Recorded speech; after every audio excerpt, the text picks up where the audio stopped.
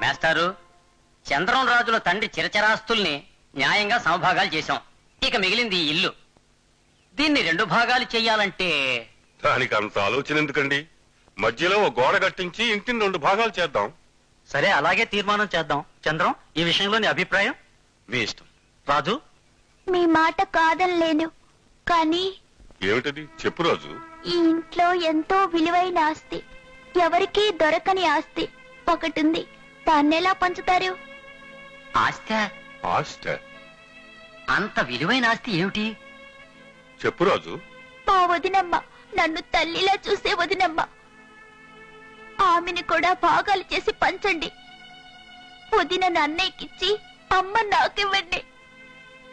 వదినలో పసుపు కుంకాల అన్నయ్యకి పంచి ఆ అమ్మ పాదాలు నాకివ్వండి. తల్లి తండ్రి లేని వాడికి తోడ పుట్టిన అన్నయ్యే తల్లి తండ్రి.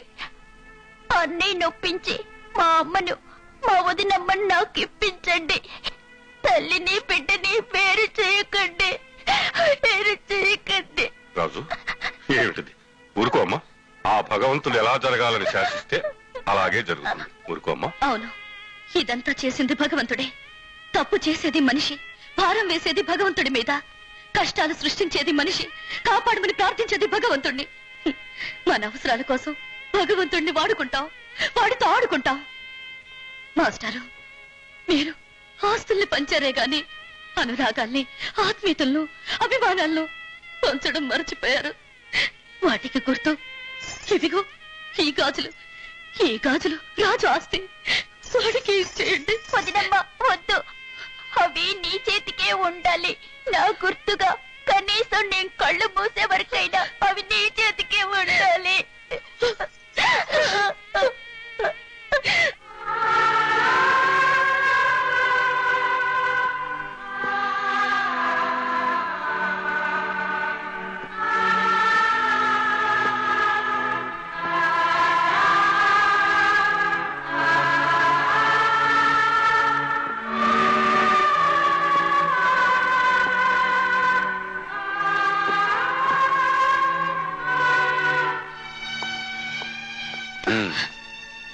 వాడికి నాకు మధ్య ఉన్న బంధానికి సమాధి పూర్తయింది. జానకి, నువ్వు రాజుతో మాట్లాడినా, వాడింట్లోకి అడుగు పెట్టినా ఏం జరుగుతుందో తెలుసా? నీ తాళి తెంచి నిన్ను బయటికి నెడతాను. ఆలోచించుకో. నీకు భర్త అంటే గౌరవం కావాలో, ఆ పిల్ల వెధ మీద ప్రేమ కావాలో? లవ్వబాయ్, లవ్వమ్మాయి, లవ్వబాయ్, లవ్వమ్మాయి, చూసావా మీ నాన్న చెవులో ఎంత పెద్ద పువ్వు పెట్టాను? పెట్టారు. అసలు విషయం తెలిసిందంటే అలుపొచ్చే వరకు బాలాట ఆడుకుంటాడు. సరే సర్లేవా. గిరిజా, అమ్మో, మా నాన్న వస్తున్నాడు. గిరిజా.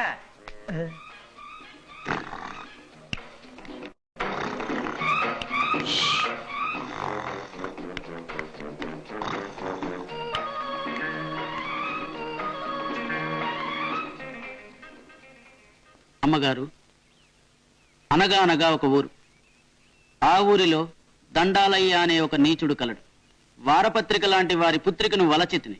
వలచిన కన్యను పరిణయమాడవలనని నా ఆశ. పిల్లనిచ్చినందుకు వాడికేవైనా కానుకలు ఇవ్వవలనని నా కోరిక.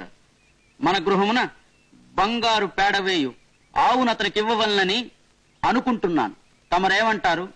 మాత, నాకు మీ నల్లగుర్రం వలదు. దెబ్బ తగిలిందా నాన్న? 72 దెబ్బ. అయితే 72 బంగారు కట్టెలు ఇస్తారా? విసురు విసురు. 73, 74, 75.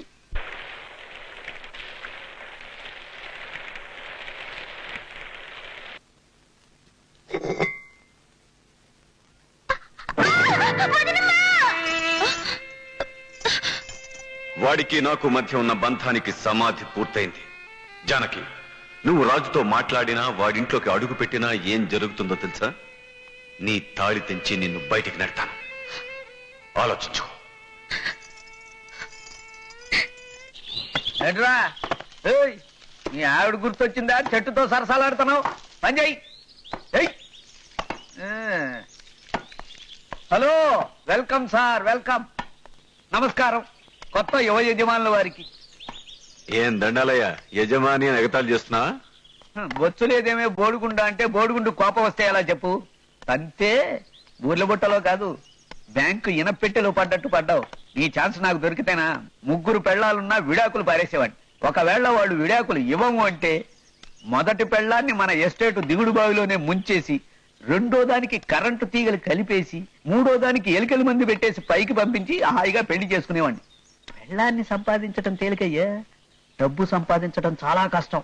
నీ వెంట్రుక కొట్టిస్తే తాయితు కట్టించుకుంటా. చూడు చంద్రం, మొదటి భార్యకి విడాకులు ఇవ్వకుండా రెండో దాన్ని కట్టుకుంటే నీ శోభనం పోలీసులు జైల్లో చేస్తారు, జాగ్రత్త. అన్నట్టు చెబట మర్చాను, రేపు చిత్ర పుట్టినరోజు. పిసినర్లాగా ఆలోచించకుండా కాస్త విలువైన కానుక ఇవ్వడానికి ప్రయత్నించు, లేకపోతే దెబ్బతింటావు.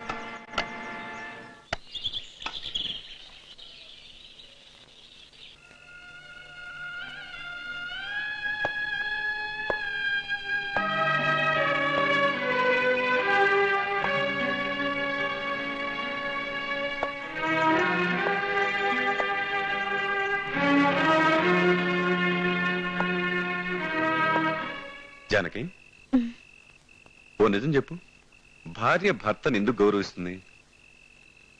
భర్త దేవుడనే నమ్మకంతో, భర్తలో సగభాగం తానున్నాననే విశ్వాసంతో, సాంప్రదాయం మీద భక్తితో గౌరవిస్తుంది. గుడ్. లంకంతా బంగారంతో కట్టారంటారు. అటువంటి బంగారంతో కట్టిన లంకలో ఉన్న సీత బంగారం కోసం ఆశపడకుండా రాముడి కోసం ఎదురు చూసింది. ఎందుకని? ఆడదానికి బంగారం కంటే ముఖ్యం భర్త కాబట్టి సీత రాముడి కోసం ఎదురు చూసింది.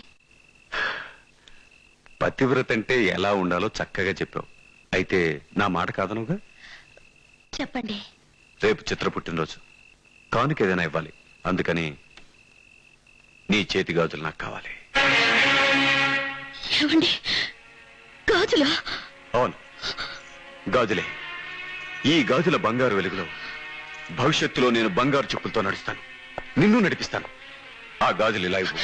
ఏమండి, మీకు కావాలంటే నా ప్రాణాలు ఇస్తాను, కానీ ఈ గాజులు మాత్రం నేను ఇవ్వను. రాజు ప్రేమతో ఇచ్చిన ఈ గాజులు మీకు ఇచ్చి నా ప్రేమను మీరంటే భయానికి, మీరంటే గౌరవానికి అమ్ముకోను. జానకి, ఇవి బంగారు గాజులు కాబట్టి ప్రేమ, అభిమానం, ఆప్యాయతలకు గుర్తుగా రాజు నా చేతికి వేసిన సంకెళ్ళు. నీ చేతికి సంకెళ్ళు నేనెప్పుడో వేశాను. భర్తనే అధికారం, హక్కు అనే సంకెళ్ళను ఎప్పుడో వేశాను. ఆ సంకెళ్ళు వేసిన రోజే నువ్వు నా మాటకు, నా ఆలోచనకు, నా ఆవేశానికి, నా కోరికకి బందీవైపోయావు. నీతో మాటలనవసరం. మర్యాదగా ఆ గాజులు ఇస్తావా ఇవ్వవా? నీలో ప్రేమ విలువ తెలుసుకునే శక్తి, అర్థం చేసుకునే మనసుంటే మీరు అడగరు. జానకి,